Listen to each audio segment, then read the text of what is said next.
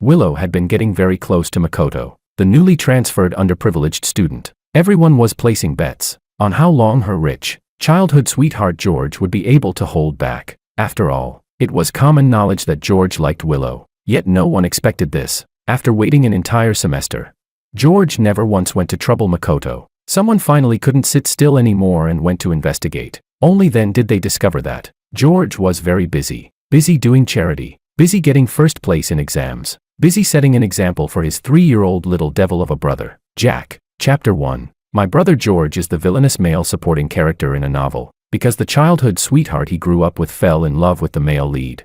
He used his status as a rich second-generation heir to suppress and bully the male lead at school in every possible way. In the end, under the overpowering halo of the male and female leads, George's family was ruined and destroyed. No, absolutely not. I'm only 3 years old. I haven't even touched a black card yet. Is my laid-back rich kid life about to end just like that? In order to hold on to our wealth and luxury, I decided to keep my brother busy. The first task, getting the teacher to call the parents. George stared at the surveillance footage. The veins at his temples were bulging. He roared, "Jack, who told you you could treat kids at kindergarten like horses and ride them?" I puffed out my chest and replied righteously, "I paid them." George ground his teeth in anger and said, "Does paying mean you're allowed to do that? Who taught you this?" I looked at him with an innocent, guileless face and said, "You did." George was speechless. I continued, "Brother, you're the one who said money can do anything. You paid the gardener uncle to shave his head. Why can't I pay to ride a horse? That's not fair." George choked. That really was something he had done. He thought the new gardener's hairstyle was ugly, so he slapped down a wad of cash and told him to shave it off. And he had casually uttered that legendary line. He never expected me to copy it word for word. On the way home, he was unusually silent. He probably wasn't reflecting on himself. More likely, he was worrying about the consequences my behavior might bring to the family. After all, this was an elite kindergarten. The classmates I had written all came from powerful, wealthy families as well. No matter what, he couldn't let me keep doing this. He thought about it all night. The next day, with dark circles under his eyes, he tried to reason with me. He said, "Jack, there's an old saying, when poor, cultivate yourself. When wealthy, help the world. We rich people must restrain our behavior even more. We can't use money to do bad things. We should use it to help others. Do you understand?" I looked at him with clear eyes and said, "I don't understand." George fell silent. "It's okay. Big brother will set an example for you." From that day on, every time he took me out, he practiced what he preached. Sometimes we went to orphanages to do charity. Sometimes he signed up for community volunteer work to pick up trash. Sometimes he donated supplies to children in remote mountain areas in my name. At first, it was all just to educate me. Later, he genuinely started to enjoy it. He even developed the habit of helping elderly ladies cross the street. Chapter 2. I finally stopped treating my classmates like horses. Before he could feel relieved for more than a few days, the second incident arrived. Once again, the teacher called the parents. The reason was that I had driven away the 5th oral English teacher. I attend a bilingual kindergarten. During the school anniversary celebration, the children are supposed to go on stage and perform in English. As for me, my current level was such that I couldn't understand a single word other kids were saying. George finally realized how serious the situation was. With a dangerous look in his eyes, he said, "Why aren't you studying properly with the teacher?" I replied smugly, "Because our family is rich." He snapped. "So being rich means you don't need to study properly. Who taught you that?" I answered, "You did." George fell silent. I continued, "Because you said only poor people need to study. Rich people just need to eat, drink, and have fun." George's face turned green with anger. He took a deep breath and said, "When did I ever say that?" I let out an "oh," and said, "Don't you remember? When Mom called and asked why you weren't studying hard, that's exactly what you told her." "Brother, you're my idol. I remember every word you say." "Pretty impressive, right?" George's face flushed bright red. From that day on, night after night, I could see him studying late into the night like someone hanging their head from a beam and stabbing their thigh with an awl. A month later, he placed 2 report cards in front of me. Last month's exam, and this month's exam. He had climbed more than 100 ranks. He said, "Jack, everyone needs to study. If you don't study, you'll become an idiot. Do you understand? Look, before, your brother didn't study, so I said stupid, thoughtless things. Now that I've studied, I understand that learning makes people smarter, gives them knowledge, motivation, and a sense of achievement. Do you really want to be an idiot forever?" Looking at the panda-like dark circles under George's eyes, I swallowed nervously. "If studying turns you into that, that's terrifying. Being an idiot seemed much better. Seeing that I wasn't moved, George said ominously, "If you don't study, you won't know how to run a company. If you can't run a company, our family will go bankrupt. Do you want to become a beggar sleeping on the streets?" I shook my head in horror. George smiled in satisfaction. "Hit the snake where it hurts most. Studying really does make people smarter." Chapter 3. The third task, and the most important one. Stopping George from sending a love letter to Willow, because Willow would reject him without hesitation. Out of humiliation and anger, George would hate the male lead even more. The childhood sweethearts would completely fall out, and that would plant the seeds of disaster. But during this period, George's attention was all on me. He didn't even have time to bother the male lead. Maybe he already didn't like Willow anymore. I needed to test him properly. George said, "I'm home." He looked a little tired today. I glanced into the car. As expected, Willow wasn't there. At some point, they had stopped going to and from school together. I pounced over and hugged his leg. Excitedly spreading out a piece of paper, I said, "Brother, this is the love letter I wrote for Jessica." George's expression changed instantly. He shouted, "You're this young and you're already writing love letters." After being yelled at, I threw myself onto the floor, crying and throwing a tantrum. I screamed, "I don't care. I want Jessica to be my girlfriend." George pressed his forehead. He had attended parent-teacher meetings for me before, so he had some impression of this Jessica. She was the prettiest and most popular girl in kindergarten. But she only liked playing with her desk mate. George asked me, "What if Jessica likes someone else and doesn't like you?" I clenched my little fists, righteously indignant. "Then I'll steal her away." George laughed in anger. He asked, "Who taught you that? Don't tell me this was also me." Before he could finish, he seemed to realize something and froze. His face turned slightly pale. I called out, "Brother." He snapped back to his senses and said firmly, "This kind of behavior is wrong. And you're still a child. You're not allowed to write love letters. I'm confiscating this." He snatched my love letter and went upstairs. I pouted. Very unhappy. I asked, "Then when can I write one?" He gritted his teeth and said, "When you turn 18 and become an adult." Clinging to the railing, I shouted after him, "Then you're not allowed to write one either." George paused for a moment, then responded, I won't write one either." "Oh yeah, George never lies to me. If he says he won't write one, he definitely won't." Sure enough, that night when I went into his room, I saw shredded pieces of a love letter. Had he really given up on Willow?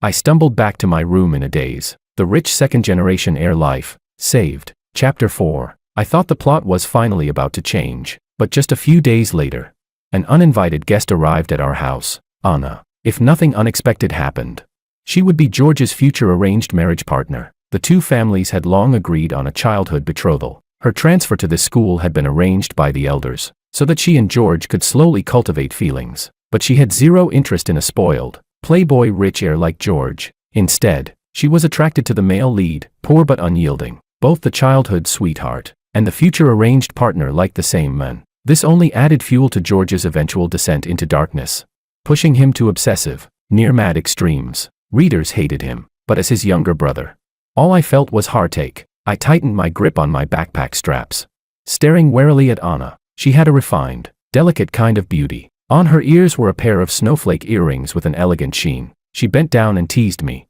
"Hi, George's little brother, what was your name again?" "TCH, the annoying second female lead. Don't even think about learning my name." I snorted and turned my head away, ignoring her. Anna looked a little surprised. She said, "You're quite like your brother." I froze mid-step. Then I heard her continue, "Both equally rude." My face twisted in anger. "You're not allowed to talk about my brother." She was about to say more, when George's voice came down from upstairs. "Jack, go watch some cartoons for a bit. The butler made you some dessert." I looked up at him and smiled brightly. "Okay." Anna pointed at herself, tilted her head, and asked, "What about me? What about me?" George glanced at her coldly and said, "Come to my room." Anna looked as if she'd been struck by lightning. Her cheeks flushed red as she stood there in a daze. I heard her murmur softly, "Isn't this a bit inappropriate? Isn't this moving way too fast?" I rolled my eyes. Chapter 5. After the butler set up my cartoons and dessert, he left. When I heard his footsteps fade away, I immediately tiptoed upstairs. I pressed myself against George's door, ears perked up, eavesdropping. Fragmented voices drifted out from inside. Anna snorted coldly. "Let's get straight to the point. As long as you're willing to tell Uncle and Auntie to cancel the engagement, I'll owe you a favor." George let out a cold laugh. "Why don't you tell your parents yourself?" Anna replied irritably.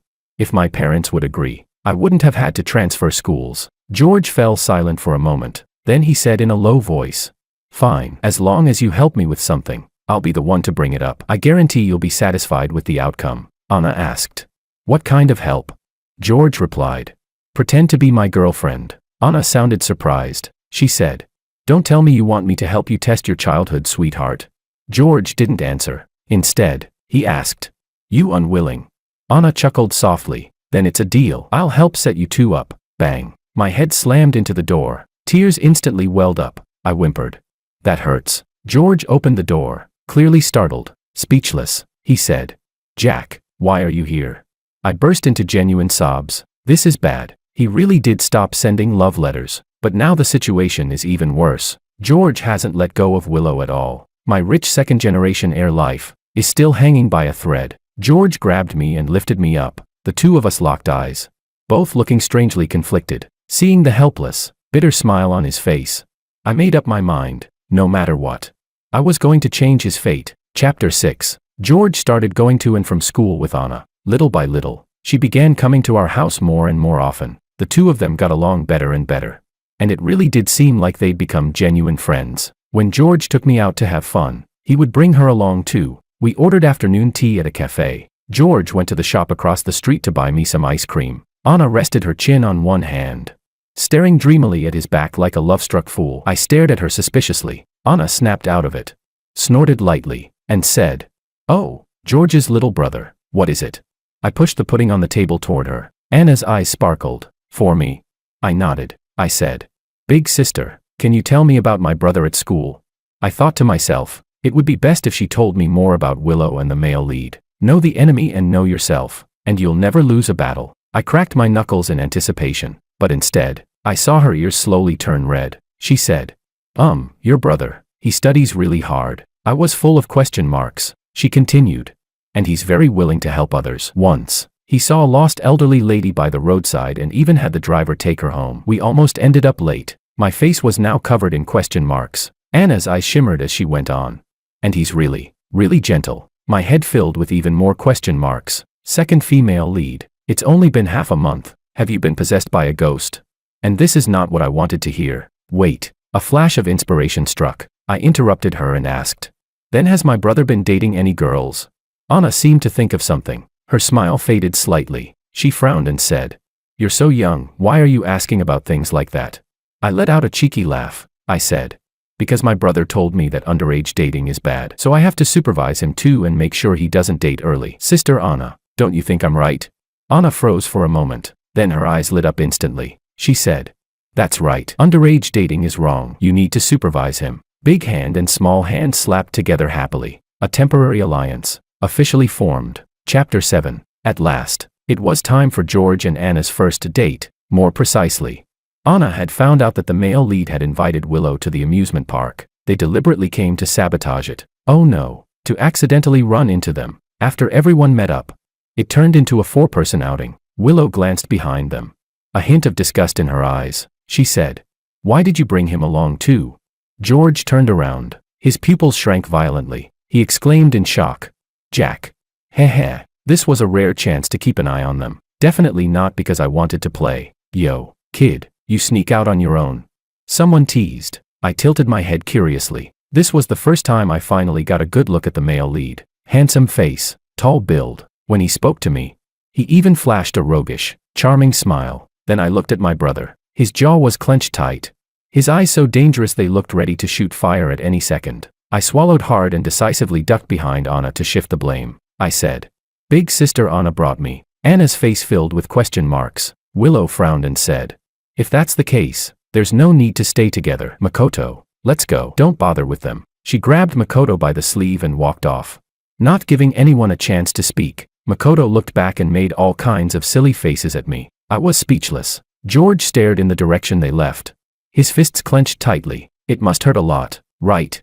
I gently tugged on his sleeve. I said, "I'm sorry, brother. Hit me if you want. I shouldn't have asked big sister to bring me." Anna also looked embarrassed and spoke up, sounding wronged. "I'm sorry, brother. Hit me if you want. I shouldn't have softened and brought him." I was speechless. She stole my line and subtly threw shade at me. "Just you wait." George let out a sigh and smiled helplessly. It really has been a long time since I last brought you to the amusement park. Let's have fun today, I cheered. Yay. Chapter 8. After playing a few kids' rides, we passed by a souvenir shop. I got stuck staring at the toys inside and couldn't move on. George was clearly used to this. He ignored me and was about to walk past. But the next second, Anna took my hand and pulled me inside. George had no choice but to follow. When we reached the mask section, I stopped. Anna instantly understood and immediately took down my favorite clown mask and put it on me. I pointed at the extra-large version of the same mask next to it. I said, "Brother, you should wear one too." George was speechless. He said flatly, "No, I refuse." I pouted, and tears immediately welled up in my eyes. George rubbed his forehead helplessly and said, "Fine, fine, I'll wear it." "Okay."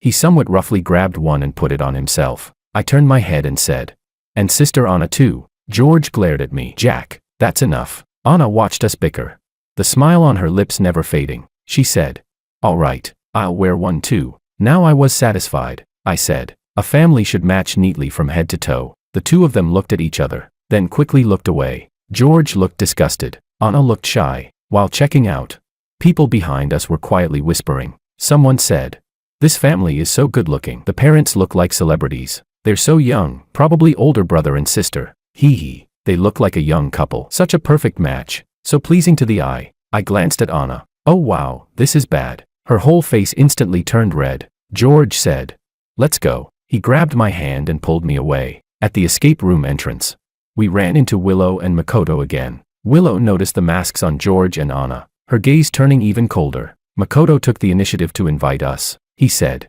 "We're going to play an escape room. Want to join us?"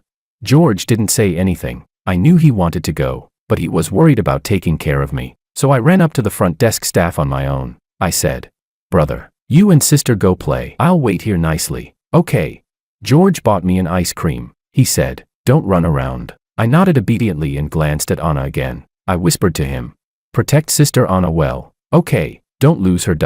George smiled. "Roger that, Commander." Chapter 9. After coming out, George seemed distracted. He said he'd been messed with by the NPCs, but I saw the worry and restlessness hidden in Anna's expression. It didn't seem that simple. On the way back, no one spoke. The atmosphere was heavy and stifling. That night, George's eyes were red. He didn't eat dinner and went straight to his room to sleep. It was because of Willow, wasn't it? I clenched my little fists. Next time she comes to my house, I'll definitely make her regret it. Anna also stopped coming over much. I overheard George say to her, "The deal is over. Don't worry. I'll step in and propose canceling the engagement." They seemed to have had a fight. When Anna left, she looked devastated. Her eyes were even redder than George's. After that day, George went back to going to and from school alone. His emotions were steady. Everything seemed normal, but I always felt that he had become lonelier. I didn't know what to do. Maybe it would be better if Mom and Dad were around. So I whined and begged them over the phone to come back. A few days later, they returned. They brought me a huge pile of gifts. Toy cars, robots, game consoles. I was happy for a while. Then it hit me. I hadn't gotten anything for my brother. I looked at George. He had no particular expression. Or rather, he was used to it. It had always been like this throughout my entire infancy. I just hadn't noticed until now. The Ultraman figure in my hand fell to the floor. My eyes instantly filled with tears,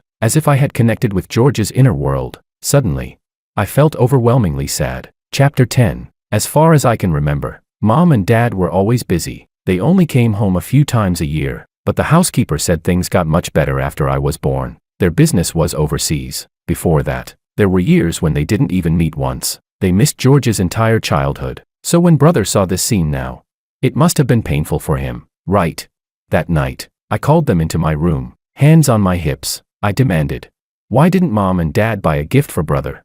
They looked at each other. Dad scratched his head and said, "We transferred a lot of money to your brother. He can buy whatever he likes himself." Mom nodded too. After he grew up, he stopped being close to us. Sometimes when we want to buy him things, he just says no. We don't even know what he likes anymore, because what he needs is your company, and you can't give him that. Of course he says no. I was very angry. I said, "Even if brother grows up, he's still your child." Mom looked a little surprised. She asked, "Why are you suddenly unhappy?"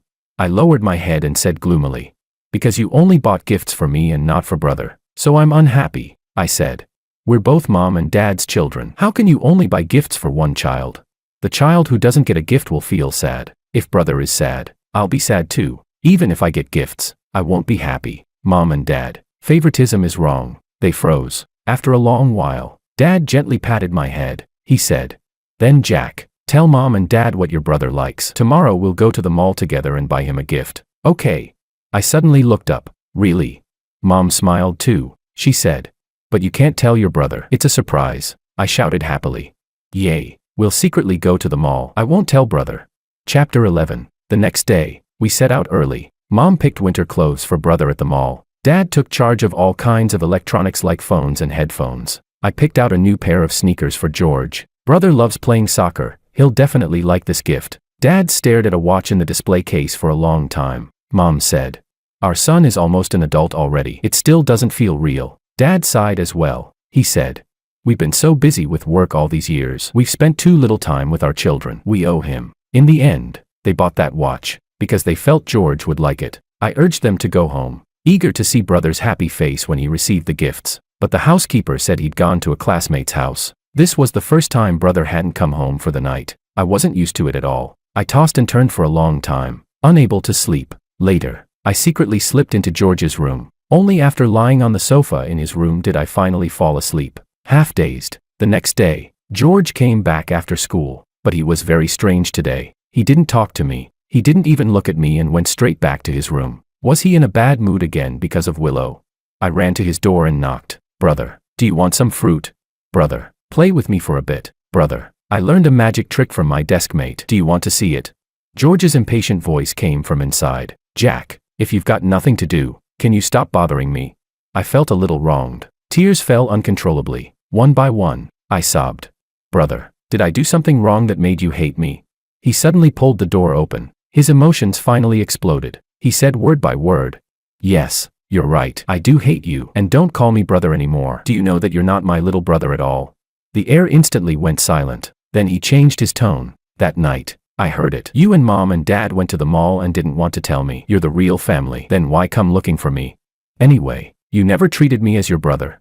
Bang. He slammed the door shut. Chapter 12. What George Wong said was true. I am not his biological younger brother. My biological parents died in a car accident. Only I, still in my mother's womb, survived. Mr. and Mrs. Wong were close friends of my parents. That was why I was adopted. These memories only came back on my 3rd birthday, when the plot awakened. In the original book, I didn't even exist. Maybe I was supposed to die in that car accident too, but by some twist of fate, I survived, and became George's younger brother. After the plot awakened, my memories from infancy suddenly became vivid. He would gag in disgust, almost dry heaving, yet still change my diapers while retching. He yawned and cursed about how troublesome I was, yet gently rocked me to sleep. When I was sick with a fever and cried nonstop, the nanny couldn't calm me down no matter what she did. But as long as George was by my side, I could fall asleep peacefully. Half asleep, I once heard him sigh softly and say, "In this world, you're probably the only one who likes me.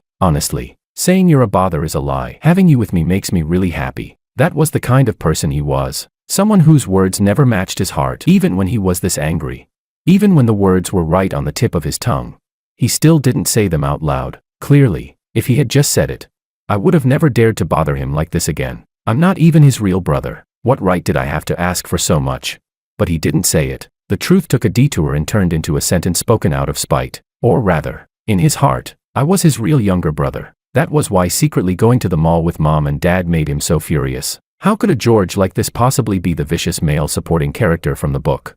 He was the best brother in the world, and the family member I loved the most. Chapter 13. After Mom and Dad came back, the surprise that had almost turned into a scare was finally delivered. I didn't know what they said to George. He sprinted downstairs, not even having time to put on his shoes. I was watching cartoons. When I saw George appear, my eyes lit up. I said, "Brother, you're not mad anymore?"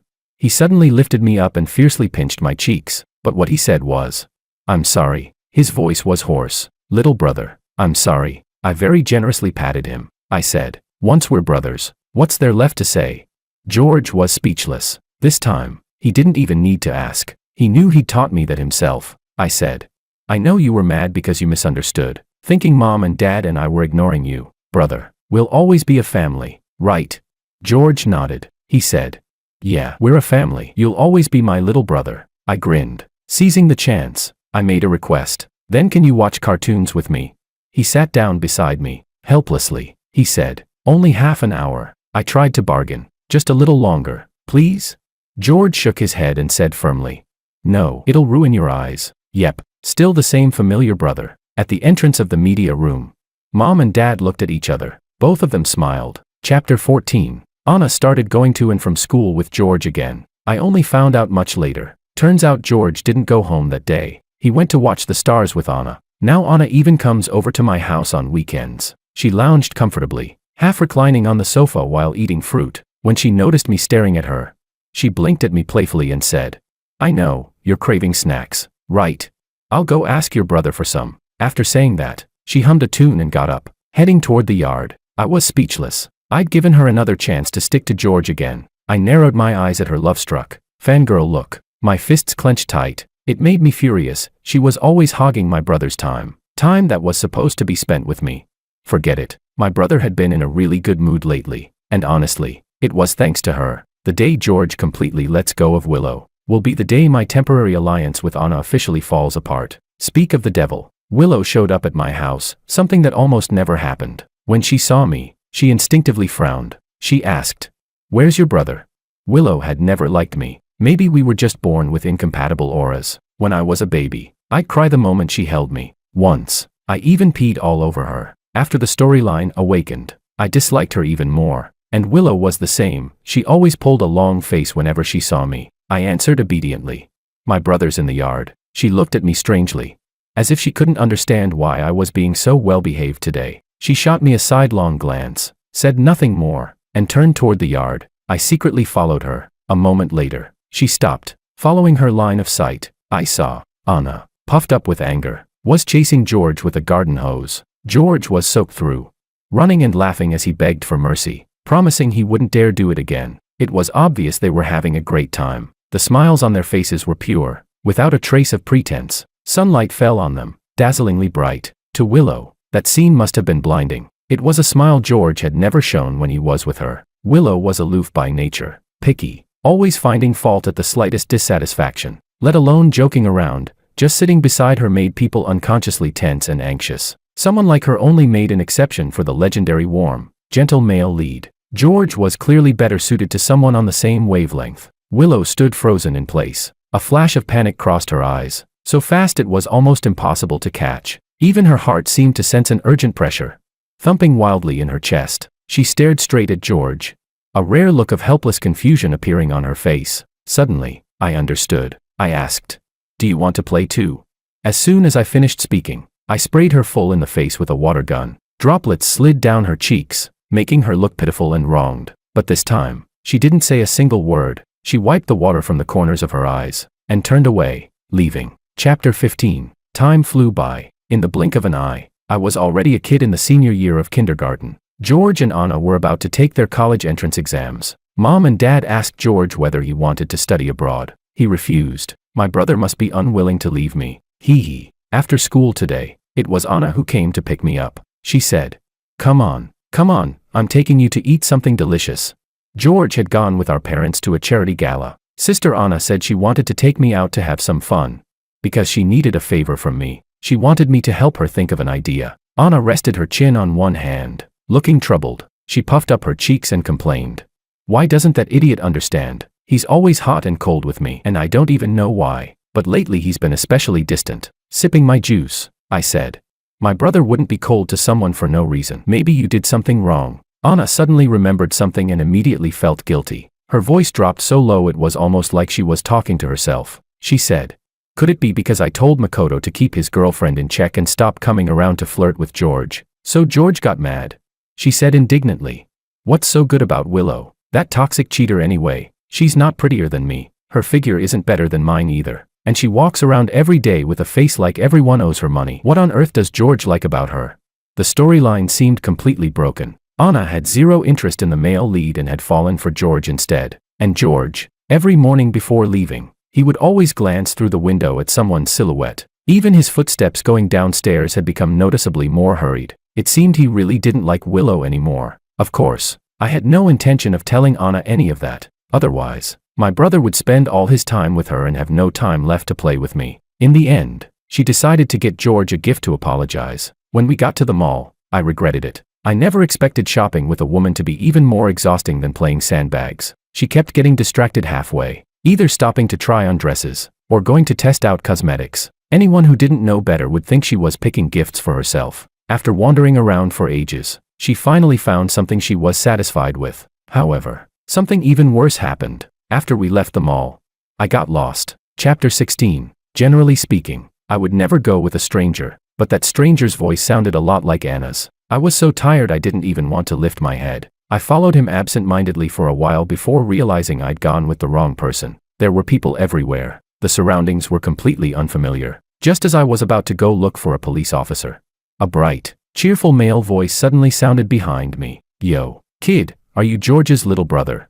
Whoa, it was the male lead. His eyes widened slightly as he asked, "Wait, why are you here all by yourself?" I looked up at him and said, "Hey, mister, I'm lost. Can I borrow your phone?"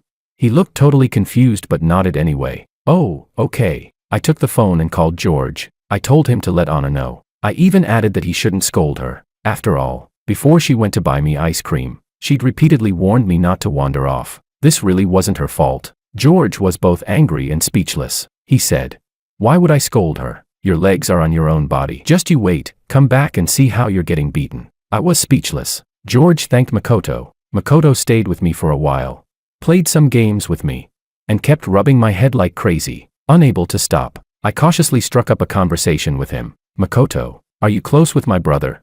He thought for a few seconds, rubbed his chin, and said, "We haven't talked that much, but I think your brother is pretty amazing. He gets great grades, he's knowledgeable, and he's really popular." Makoto smiled and sighed. Honestly, I kind of envy him. Only then did I finally relax. His tone was sincere, it didn't sound fake. As long as there was no bad blood between them, I was relieved. The protagonist's halo absolutely had to stay far, far away from my brother. When Anna finally rushed over, her face was completely red. She'd obviously been searching for me for a long time. I felt a little guilty. I took the initiative to tug on the hem of her skirt and said, "Sister Anna, I'll help you out with my brother." Anna's pouting lips slowly curved into a smile. The lecture she'd been about to give me took a sudden turn instead. She clasped her hands together, eyes full of hope, and said, "Then I'll be counting on you." Chapter 17. At night, my brother and I slept in the same room. In the darkness, he kept tossing and turning, unable to fall asleep. He asked me,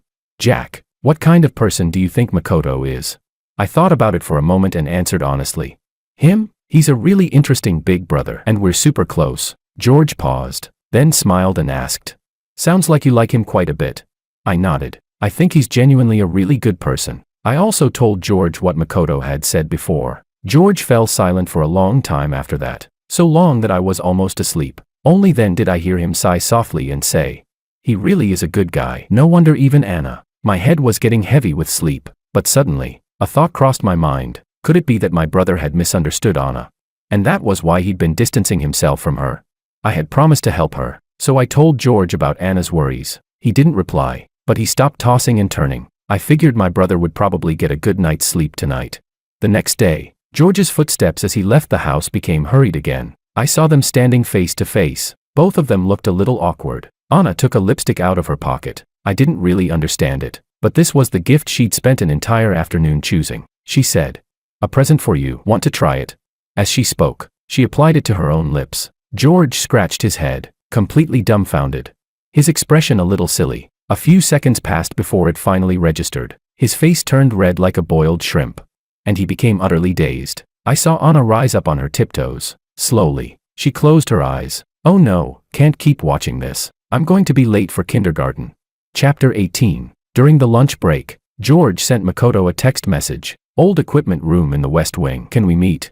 Makoto was a little surprised, but he agreed anyway. What he didn't expect was that George had come specifically to thank him for what happened yesterday. George said, "Thanks to you yesterday, seriously. Otherwise, things could have gone very wrong." Makoto waved his hands repeatedly. "No need to thank me. It was nothing. I didn't really do anything. And your brother's a smart kid. Even if he hadn't run into me, he would have gone to the police himself." George smiled and handed him an envelope. "That may be true, but a thank you gift is still necessary. That's also what my parents wanted. If you ever need help in the future, you can contact me." Makoto refused again and again. He genuinely felt he hadn't done much, but George set the money down and left. What he didn't expect was for Willow to appear at the doorway. It was as if some long-held suspicion had finally been confirmed. She gave George a mocking smile. With a cold snort, Willow said, "Didn't you say you don't like me anymore? Then why are you still coming to cause trouble for Makoto?" Her eyes landed on the money on the table. The disdain in her gaze deepened. "George, humiliating people with money, your methods are just as nasty as ever," she said. "But Makoto isn't like someone like you." After that, she flung the envelope to the ground. The money spilled out. Makoto watched Willow's retreating figure. With sharp intuition, he realized that what she was feeling now wasn't anger. It was joy. Her heart, which had been restless and anxious for so long, finally settled, because she was convinced that George still cared about her. But George no longer had the patience to guess at Willow's thoughts.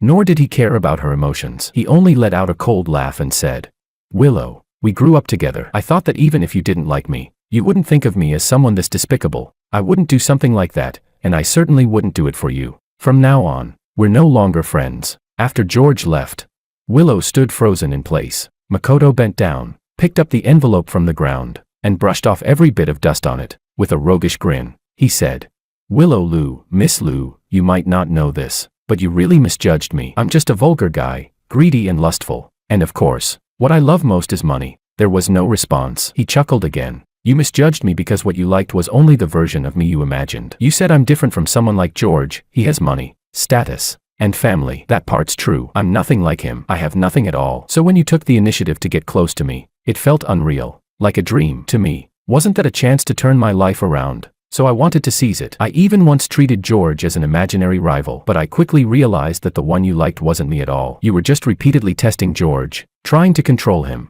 You wanted to see him get jealous. You wanted to see how much he loved you. You relied on the fact that George liked you, and you pushed things endlessly. Too bad, you overplayed your hand. Now that I think about it, you actually understand me less than George does. He knows I need this money. This money is enough to buy my grandpa a hearing aid, enough to pay my college tuition, enough to help me withstand some risks in an uncertain future. Oh, right, this is his thank you gift for me helping his brother. It's not an insult, but if you think giving money is humiliation, then feel free to humiliate me too." Makoto tucked the envelope away and walked out. Without turning his head back, he said, "This dream is over, for both you and me. I'll be very busy from now on. Don't contact me again." The people who had once made bets just to watch the drama could never have imagined it. Willow was dumped at the same time by her rich second-generation childhood sweetheart, and by a poor student. It really was a memorable piece of campus gossip. Chapter 19. After the college entrance exams ended, Willow sent George a box. Inside the box was a scarf she had knitted herself. Along with an apology card, she begged George to go abroad with her, to start over together. George said nothing after reading it. He stared at the scarf for a long time. That look made Anna unhappy. She didn't even care that I was there. She stood in front of George, cheeks puffed up, full of indignation. "You're not seriously thinking of going abroad with her, are you? My parents sent me to you. You have to take responsibility for me. We have an arranged engagement." George rolled his eyes at her. "Weren't you the one who kept wanting me to cancel it?" Anna shook her head like a rattle drum, clinging tightly to his arm. "I don't want to cancel it. A marriage arranged by our parents and matchmakers, of course it can't be cancelled." George was speechless. He patted her gently and coaxed her in a low voice. "What are you talking about? I never planned to go abroad with her. I was just thinking about whether to throw this scarf away or return it to her." Color finally returned to Anna's face. "Really?" George shrugged, his tone indulgent. "After all, I already have a fiancé. I can't be accepting things from other women." Once Anna reacted, she was so excited she could barely contain herself. She pulled out her phone, but failed to unlock it several times in a row. Stammering, she said, Quick, hurry up and make it official." And just like that, the temporary alliance was completely shattered. I stormed off in fury. I'm not playing with those two anymore. Chapter 20. On the day of George's coming-of-age ceremony, he invited many classmates from school. Makoto was there too. I quite liked him, so I took the initiative to go say hello. When Makoto saw me, his eyes lit up just like before. "Jack, long time no see. Don't run off." "Huh?" My head once again failed to escape his evil hands. The music started. George was going to dance the first dance with Anna. When Anna came down the spiral staircase, I was almost stunned by how beautiful she looked. She looked like a princess who had stepped straight out of a fairy tale. She had lip gloss on, her lips were shiny and bright. Don't tell me she'd once again used the excuse of buying a gift for someone else to shop for herself. George held Anna's hand like a gentleman. They looked at each other and smiled. Makoto sighed. They actually look pretty well matched. Right, right. See, my taste is impeccable. Without me, this whole family would have fallen apart. I couldn't help but grin. This is great. My laid-back rich kid life is finally secured.